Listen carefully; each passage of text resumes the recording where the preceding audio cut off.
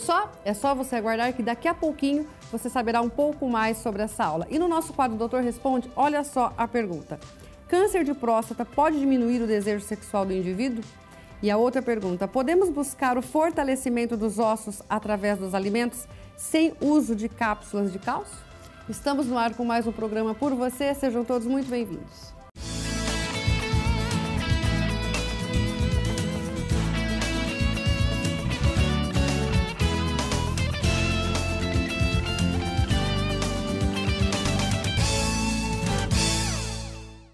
E hoje eu começo o programa com o Dr. Eduardo Rocha, que está aqui ao meu lado, e nós vamos falar sobre reabilitação oral. Boa tarde, Dr. Eduardo. Boa tarde, Maíta. Seja bem-vindo mais uma Obrigado. vez. Fala um pouquinho pra gente, Dr. Eduardo, as tendências, as novidades sobre reabilitação oral e principalmente, né, o que é a reabilitação oral? Muito bem, Maíta. Reabilitação oral é uma modalidade de tratamento, né, que envolve todos os dentes, né, que o paciente apresente. Esses dentes, cada um vai passar por um processo restaurador, usualmente com cerâmica, né, devolvendo a forma do dente, a dimensão do dente, a estética e também devolvendo o que a gente chama de proporção facial, né. Geralmente, pacientes que precisam de reabilitação oral sofrem de perda do que a gente chama de perda da dimensão vertical, que é o que estabelece a proporção da face e da beleza à face, né. E o que inclui tudo isso, doutor Eduardo? O tratamento, né, dente a dente, se o paciente apresenta todos os dentes, né, e esse tratamento pode ser com lente de contato, pode ser com faceta, pode ser com o que a gente chama também de tabletop, que são restaurações cerâmicas por cima da face dos dentes que são responsáveis pela mastigação, são os dentes posteriores. Certo. Né? E hoje esse tratamento ele pode ser realizado preservando ao máximo a estrutura dentária. Porque Isso é importante, né? Exato, ela já apresenta um certo grau de desgaste, né? Pelo próprio uso da dentição, né? Com o avançar da idade, mas isso não exclui os jovens, né? Os jovens aí, 21, 25 anos, eles têm todos os dentes na boca, mas eles também já têm um padrão de desgaste dentário muito acentuado. E por que acontece esse desgaste, doutor? É um modelo de vida, né, mais atual, mais contemporâneo, a ansiedade, o estresse, isso gera o ranger de dentes, né, a movimentação. Esse ranger de dentes é sempre quando o paciente está dormindo? Também. Também. Existe o bruxismo, né, de vigília, que é quando a gente está naturalmente no nosso dia a dia acordado, e também muito associado ao apertamento, né? O bruxismo é você ranger os dentes. Isso. E o apertar... O apertamento é o apertar de dentes, né? E a pessoa faz sem perceber. Sem perceber.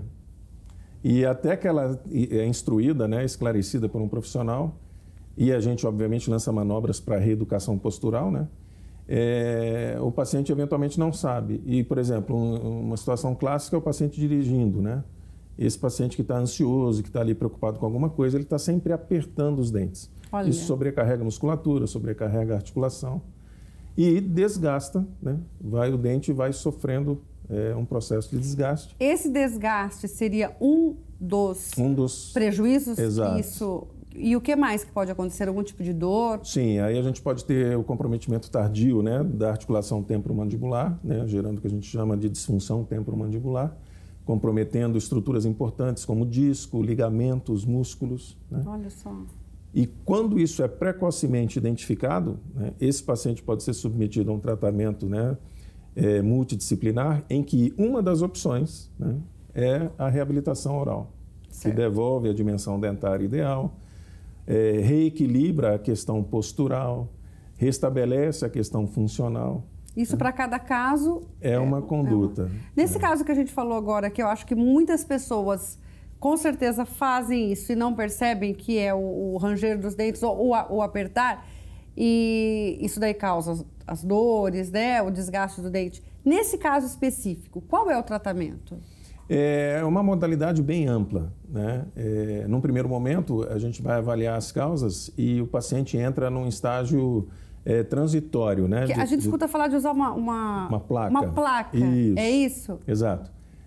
A placa miorelaxante, ela é uma modalidade de tratamento, mas certo, nem sempre é o tratamento final. Ok. Né? O tratamento final pode envolver outras terapias, inclusive locais, né? Na própria articulação. Porém, em se definindo a necessidade de restabelecer a forma e a dimensão dos dentes, Aí este paciente especificamente, ele se enquadra no cenário de reabilitação oral. E a diferença da reabilitação oral realizada décadas atrás para essa atual da nossa época é que ela pode ser feita com uma razoável preservação da própria estrutura dentária que já está comprometida pelo uso. Não é necessário mais fazer todo aquele desgaste envolvendo todo o dente, não é necessário, em princípio, tratar o canal. Aliás, é o contrário, né? Exato. Você vai preservar. Preservar aquilo que já está comprometido então, assim, e repor a estrutura ausente.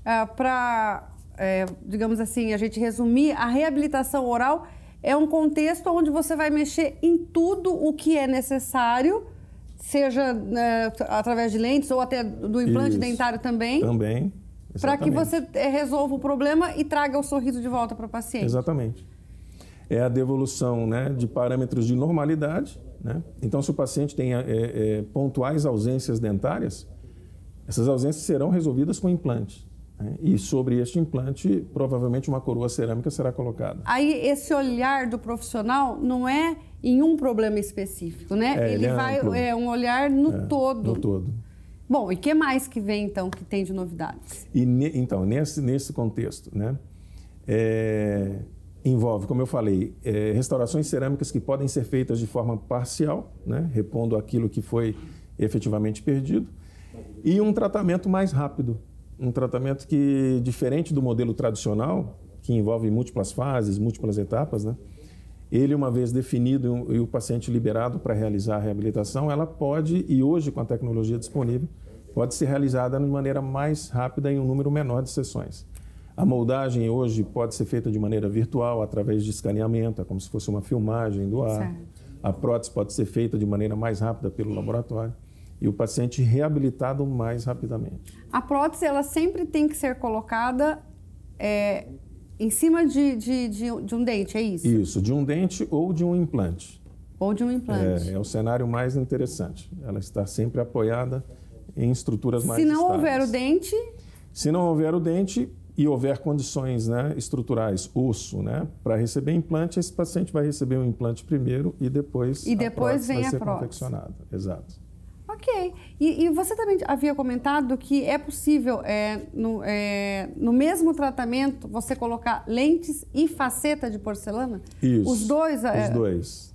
É possível, por exemplo, no mesmo arco... E quando acontece, por quê? Coloca um e no outro o outro? É o padrão de desgaste que o dente apresenta. Numa mesma boca, a gente pode ter dentes que se apresentam de maneira mais preservada estruturalmente e dentes que apresentam um padrão de desgaste maior.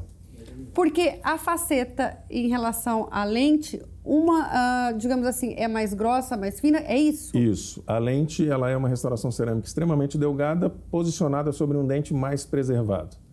A faceta é uma restauração cerâmica um pouco mais espessa, posicionada sobre um dente um pouco mais desgastado.